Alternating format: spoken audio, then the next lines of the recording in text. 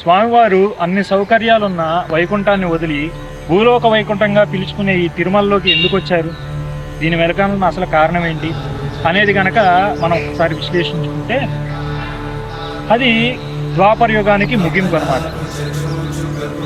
అయితే ద్వాపర యుగానికి ముగింపులో మహర్షి ఒక యాగాన్ని తలపెట్టారు. ఆ యాగం యొక్క ఉద్దేశం ఏంటంటే మహర్షులు తమ తపశ్శక్తిని పెంచుకోవడం అన్నమాట. అసలు ఈ తపశ్శక్తి ఏంటి, అసలు దీన్ని ఎలా అర్థం చేసుకోవాలని కనుక అనుకుంటే మోడర్న్ వార్ఫేర్లో న్యూక్లియర్ ఎనర్జీ, ప్రతి కంట్రీ కూడా న్యూక్లియర్ ఎనర్జీని ప్రాసెస్ చేసి ఉంటుంది. ఈ న్యూక్లియర్ ఎనర్జీ ప్రాసెస్ చేసి ఉన్నప్పుడు పిచ్చోడి చేతిలో రాయి పెడితే వాడు తలపగల కొట్టాడు అని చెప్పేసి ఎవరికైతే క్యాపబిలిటీ ఉందో వాళ్ళు మాత్రమే దీన్ని ప్రాసెస్ చేసుకుని ఉండాలి. సో పాకిస్తాన్ లాంటివాడికి ఇలాంటిది ఇస్తే మన లాంటి వాళ్ళని భయపెట్టాలని చూస్తారు కదా, సేమ్ అలానే అర్హత లేని వాళ్ళకి తపశక్తి ఎక్కువగా ఇవ్వడం అనేది దేవుళ్ళకి ఇష్టం ఉండదు, వాళ్ళు ఎంత తపస్సు చేసినా కానీ. అయితే వాళ్ళు అర్హులా కాదా అనేది దేవుళ్ళు పరీక్షిస్తూ ఉంటారు. అలానే ఇక్కడ కూడా పరీక్షించడం కోసం ఒక మహానుభావుడు, మనం బాగా ప్రేమించే ఒక క్యారెక్టర్ అన్నమాట ఈ హిందూ మైథాలజీస్. అదే ఆయన నారాయణ నారాయణ అనుకుంటూ ఈ తపస్సు జరిగే చోటికి వచ్చాడనమాట. సో ఆయన రావడమే భృగు మహర్షిని ఒక ప్రశ్న అడిగాడు. ఏంటా ప్రశ్న? మహర్షి నువ్వు యజ్ఞాలు యాగాలు చేస్తున్నావు, త్రిమూర్తులు ముగ్గురు, అసలు నువ్వు ఎవరికి చేస్తున్నావు, వీళ్ళలో ఎవరు గొప్ప అని అడిగాడు. అని అడిగితే మన భృగు మహర్షికి కూడా అవునారదే, నేను ఇన్ని యజ్ఞాలు యాగాదులు చేస్తున్నాను, అసలు ఎవరు గొప్ప వీళ్ళలో వాళ్ళ తెలుసుకోవాలి అని చెప్పేసి ఆయన మనకి ఇక బయలుదేరాడు. అక్కడ శిష్యుల్ని పెట్టేసి ఈయన బయలుదేరాడు ఆశ్రమం నుంచి. ఫస్ట్ మొదటిగా శివుడి దగ్గరికి వెళ్ళాడు. పరమేశ్వరుడు ఏం చేస్తున్నాడంటే ఆ సమయంలో పార్వతీదేవితో నాట్యంలో లీనమై ఉన్నాడు. ఈయన వెళ్ళాడు, ఆయన పట్టించుకోలేదు. అయితే ఈయన ఏంటంటే నేను సర్వోత్తముణ్ణి, మహర్షిని, నన్నే పట్టించుకోరా అని చెప్పేసి కోపంతో ఆయనకి శాపం ఇవ్వలేదు. ఆ శాపం ఏంటంటే భూలోకమునందు నిన్ను ఇక నుండి లింగ రూపంలో మాత్రమే కొలుస్తారు అని చెప్పేసి ఆయనకి శాపం ఇవ్వడం జరిగింది. అక్కడి నుంచి బయలుదేరి బ్రహ్మ దగ్గరికి వెళ్తాడు. బ్రహ్మ దగ్గరికి వెళ్తే బ్రహ్మగారు సరస్వతీదేవితో సంగీతంలో లీనమై ఉంటారు. ఆయన పట్టించుకోపోయేసరికి మళ్ళీ మన భృగు మహర్షికి కోపం కట్టలు తెచ్చుకొని అసలు నిన్ను భూలోకంలో నీకు గుడి ఉండదు, నీకు పూజ జరగదు అని చెప్పేసి శపిస్తాడనమాట. సో అలాగనే ఈరోజు మనకి ఎక్కడ కూడా బ్రహ్మకి గుడి అనేది ఉండదు, త్రిమూర్తుల్లో ఒకరైనా సరే. ఆ తరువాత విష్ణుమూర్తి దగ్గరికి వెళ్తారు. అయితే అప్పటికే విసిగిపోయి ఉన్న ఈ భృగు మహర్షి విష్ణుమూర్తి దగ్గరికి వెళ్తే విష్ణుమూర్తి లక్ష్మీదేవితో చక్కగా ముచ్చట్లాడుకుంటూ సైనించి ఉంటాడనమాట. ఆదిశేషు మీద సైనించి ఉంటే ఈయన పట్టించుకోపోయేసరికి ఈయన కోపం కట్టలు తెంచుకునేది ఆయన వక్షస్థలం మీద తంతాడు కాలు పెట్టి. త్రిమూర్తుల్లో ఒకరైన విష్ణుమూర్తి వక్షస్థలం మీద తగ్గేసరికి స్వామివారికి అని కోపం రాకుండా ఏం చేస్తారంటే భృగు మహర్షిని ఆప్యాయంగా పలకరించి దగ్గరికి తీసుకొని స్వామి ఎలా ఉన్నారు, ఏం చేస్తున్నారు ఇలా పలకరించి, మీ పద్మం వంటి పాదాలు నన్ను వెతుక్కుంటూ ఇక్కడికి వచ్చి చాలా అలసిపోయి ఉంటాయి అని చెప్పి ఆయన పాదాలు తీసుకుని మెల్లగా ఒత్తుతాడు. సో ఒత్తుకుంటే అప్పుడు భృగు మహర్షికి అనిపిస్తుంది, అరే నేను తప్పు చేశాను, ఇంతటి గొప్పవారిని నేను ఇలాగా చేయడం కరెక్ట్ కాదు అని చెప్పేసి రియలైజ్ అవుతాడు. కళ్ళెంపట నీళ్లు పెట్టేసుకుంటే అప్పుడు క్షమించేస్తాడు మహావిష్ణు. క్షమిస్తే ఇక్కడ పక్కనే లక్ష్మీదేవి కూడా ఉంటుంది. కానీ ఇదంతా చూస్తున్న లక్ష్మీదేవికి నచ్చదనమాట.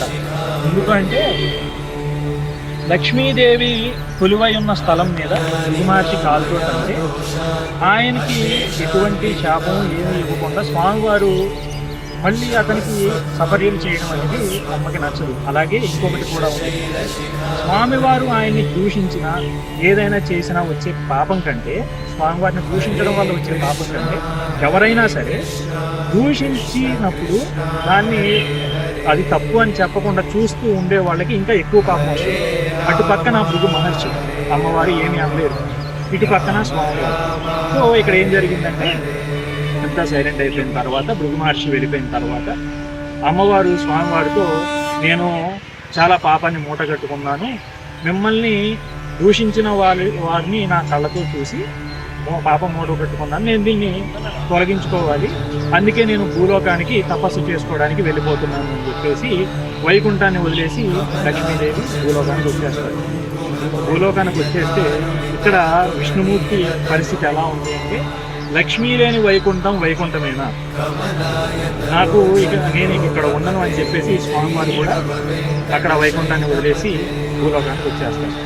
భూలోకానికి వచ్చి స్వామివారు కూడా తపస్సు చేయడం మొదలు పెడతారు. అయితే స్వామివారి తపస్సు ఎక్కడ చేస్తారు అంటే ఈ 7 కొండలు అనే ప్రాంతం ఉంది కదా, అప్పటికే ఆదిశేషుడు ఇక్కడ 7 కొండలుగా కొలువై ఉంటారు. సో ఇక్కడ ఈ కొండ మీద వచ్చేసి చీమల పొట్టలోకి వెళ్ళిపోయి స్వామివారు తపస్సు చేయడం మొదలు పెడతారు.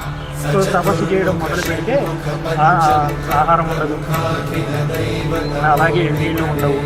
ఇది గమనించిన త్రిమూర్తుల్లో మిగిలిన 2 బ్రహ్మ అలాగే శివుడు ఈశ్వరుడు వీళ్ళిద్దరూ ఏం చేస్తారు అంటే ఒక గోవు రూపంలో, గోవు యొక్క లేకదూడ రూపంలో మనకి మళ్ళీ భూమి మీదకి వస్తారు స్వామివారికి. సో అలా వచ్చినప్పుడు వీళ్ళు అంటే మళ్ళీ ఇక్కడ అమ్మవారిది కలిసి జరిగిందంతా చెప్పి ఏం చేస్తారు అంటే అమ్మవారి సాయం తీసుకొని ఈ రాజ్యాన్ని పాలించే రాజు దగ్గరికి వెళ్తారన్నమాట.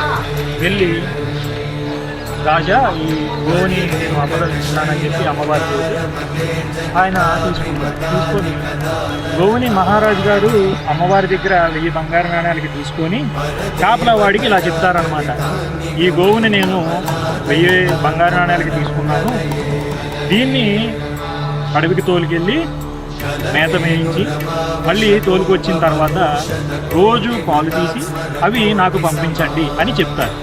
అని చెప్తే సరే అని చెప్పి గోవులు కాసే అతను వాటి మందలో కలుపుకొని వీటిని కూడా డైలీ తీసుకెళ్తాడనమాట మేతకి తీసుకెళ్తే ఇక్కడ గోవులు కాసేవాడి దగ్గర ఒక మన భాషలో చెప్పడం లేజినెస్ ఉంది. ఆ లేజినెస్ ఏంటంటే ఈ శేషాచలం అడవుల్లోకి తోలుకొచ్చేసి నారాయణాద్రి పైకి తోలుకొచ్చి గోవులను వదిలేసి ఆయన చక్కగా ఒక చెట్టు చూసుకుని నీడ చూసుకుని పడుకునేవాడు. పడుకుంటే ఈ గ్యాప్లో ఈ బ్రహ్మ ఆవులాగున్నాడు, శివుడేమో లేగదూడలాగా ఉన్నారు. ఈయన పుట్ట దగ్గరికి వెళ్ళిపోయి పాలు ఇచ్చేసేవాడు. సాయంత్రం తిరిగి వచ్చిన తర్వాత పాలు తీసుకోవడానికి చూస్తే పాలు ఉండేవి కాదు.